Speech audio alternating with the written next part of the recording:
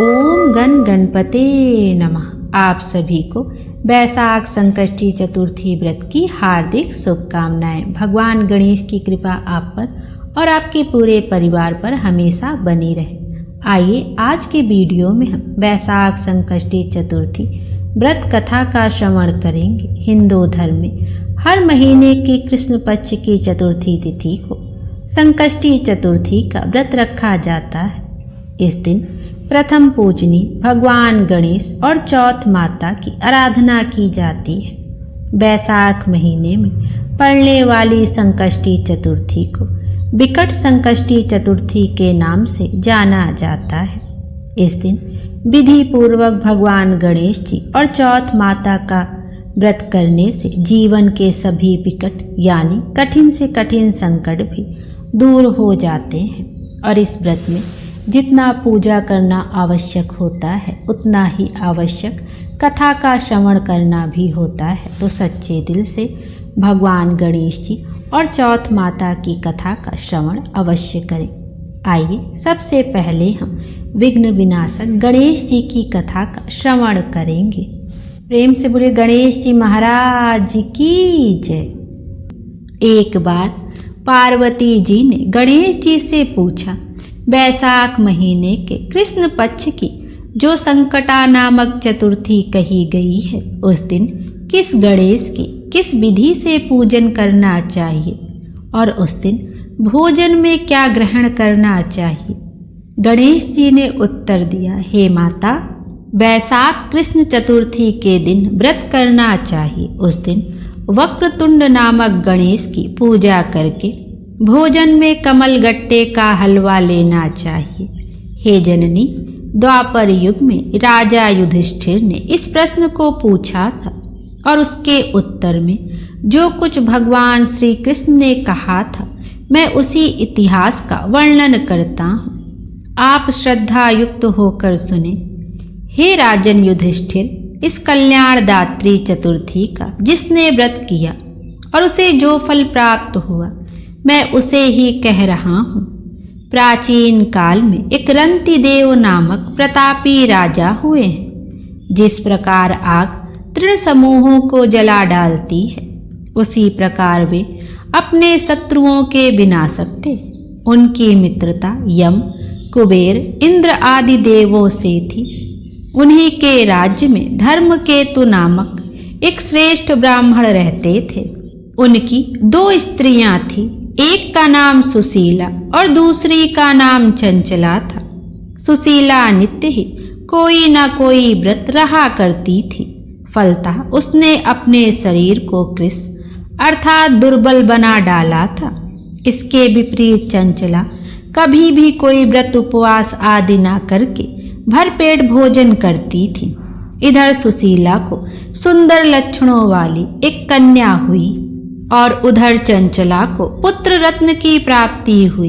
यह देखकर चंचला बारंबार सुशीला को ताना देने लगी, अरे सुशीला, तूने इतना व्रत उपवास करके शरीर को जर्जर बना डाला, फिर भी एक कृशकाय कन्या को जन्म दिया। मुझे देख, मैं कभी व्रत आदि के चक्कर में ना पड़कर हष्ट पुष्ट बनी हुई हूँ और वैसे ही बालक को भी उत्पन्न किया है।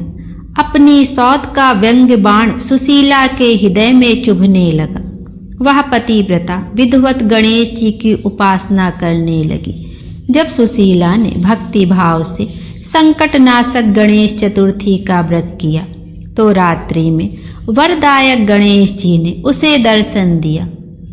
श्री गणेश जी ने कहा, हे सुशीले, तेरी आराधना से हम अत्यधिक संतुष्ट हैं। मैं तुम्हें वरदान दे रहा हूँ कि तेरी कन्या के मुख से निरंतर मोती और मूंगा प्रवाहित होते रहेंगे। हे कल्याणी, इससे तुझे सदा प्रसन्नता रहेगी। और हे सुशीले, तुझे वेद शास्त्र वेदता एक पुत्र भी उत्पन्न होगा। इस प्रकार का वरदान देकर गणेश जी वहीं अंतर्ध्यान हो गए। वरदान प्राप्ति के फलस्वरूप उस कन्या के मुख से सदैव मोती और मूंगा झड़ने लगे।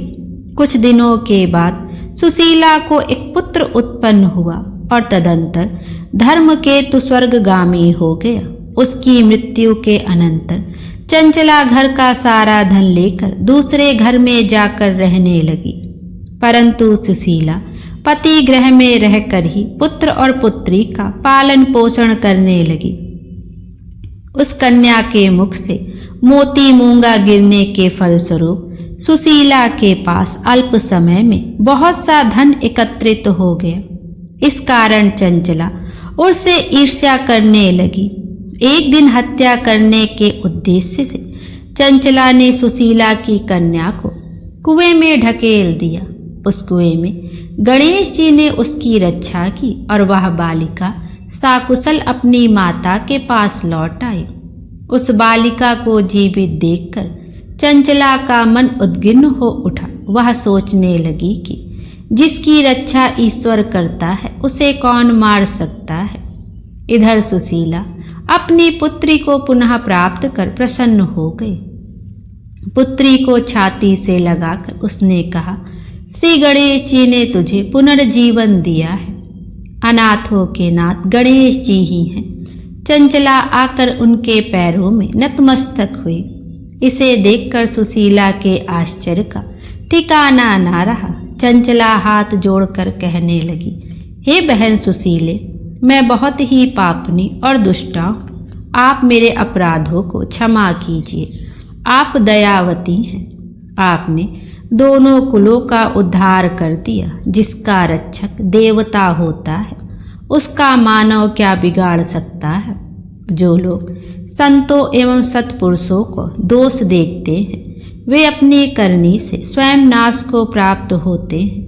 इसके बाद चंचला ने भी उस कष्ट निवारक पुण्यदायक संकट नाशक गणेश जी के व्रत को किया। श्री गणेश जी के अनुग्रह से परस्पर उन दोनों में प्रेम भाव स्थापित हो गया, जिस पर गणेश जी की कृपा होती है और उसके शत्रु भी मित्र बन जाते हैं। सुशीला द्वारा संकट नाशक गणेश व्रत किए जाने के कारण ही उसकी सोच चंचला का हृदय परिवर्तित हो गए। श्री गणेश जी कहते हैं कि हे देवी, पूर्व काल का पूरा वृतांत मैंने आपको सुना दिया।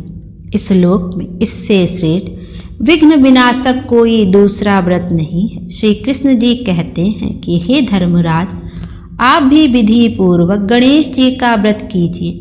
इसको करने से आपके शत्रुओं का नाश होगा तथा अष्ट सिद्धियां और नवनिधियां आपके सामने करबद्ध होकर खड़ी रहेंगी।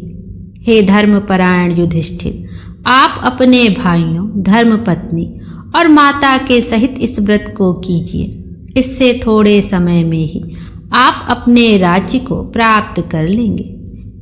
प्रेम से बोलिए गणेश जी महाराज की जय। इस प्रकार वैशाख कृष्ण गणेश चतुर्थी व्रत कथा यहीं पर समाप्त होती है। गणेश जी महाराज हम सब की मनोकामना पूर्ण करें और हमारे जीवन को खुशियों से भर दे। जय हो गणेश महाराज, आपकी जय हो।